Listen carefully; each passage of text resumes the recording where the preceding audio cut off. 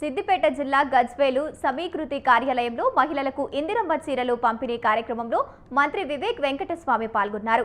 మహిళలకు చీరలను పంపిణీ చేశారు. బీఆర్ఎస్ హయాంలో బతుకమ్మ చీరల పంపిణీ అని గుజరాత్ నుంచి చీరలు తెప్పించారని, వాటిని ఎవరూ కట్టుకునేవారు కాదని ఈ సందర్భంగా మంత్రి వివేక్ అన్నారు.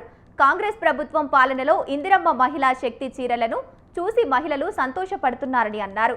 మీకు కావాల్సిన రంగులో మన ప్రాంత పద్మశాలిని చేసిన చీరలను ప్రభుత్వం ఇస్తుందని మంత్రి వివేక్ వెంకటస్వామి తెలిపారు. చీరలు పంచడానికి వెళ్తున్న తన భార్యకు చెప్తే ఆమెకు కూడా ఒక చీర కావాలని అడిగిందని, చీరను అంతా బాగున్నాయని మంత్రి వివేక్ వెంకటస్వామి అనగానే హర్షాతిరేకలు వ్యక్తమవుతున్నాయి.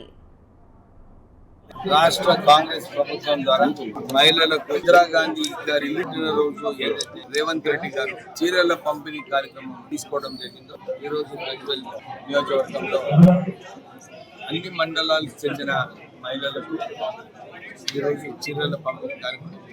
ఇంతకుముందు టీఆర్ఎస్ హయాంలో బతుకమ్మ చీరలు అని చెప్పి గుజరాత్ నుంచి అక్కడ కమిషన్లో ఏందో తెలియదు కానీ క్వాలిటీ చీరలేమో చాలా బ్యాడ్ ఉండే, మహిళలు ఆ చీరలు కట్టుకోలేదు. ఇందిరమ్మ మహిళా శక్తి చీరలు ఏదైతే పంపిణీ చేశారో మహిళలందరూ కూడా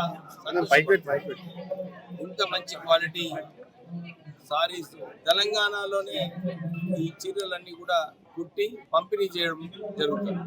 రేవంత్ రెడ్డి గారు మహిళా శక్తి పెంచాలని చెప్పి మన బ్యాంకు లింకేజ్ కూడా 600 కోట్ల బ్యాంక్ లింకేజ్ చేయించడం జరిగింది.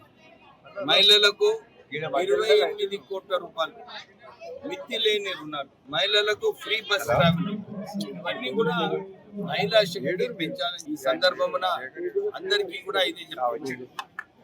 200 యూనిట్ ఫ్రీ ఎలక్ట్రిసిటీ ఇవ్వడము, 500 రూపాయల గ్యాస్, 74,000 మందికి ఉపయోగపడేలాగా రేషన్ కార్డులు ఇప్పించడము, సన్న బియ్యం ఇప్పించడము, ఇంకా ఇందిరమ్మ ఇల్లు 11,000 ఇందిరమ్మ ఇల్లులో 9,000 ఇందిరమ్మ ఇల్లులో ఆల్రెడీ 1,00,000 రూపాయలు బేస్మెంట్ కట్టుకొని వాళ్ళందరి అకౌంట్లో రావడం జరిగింది.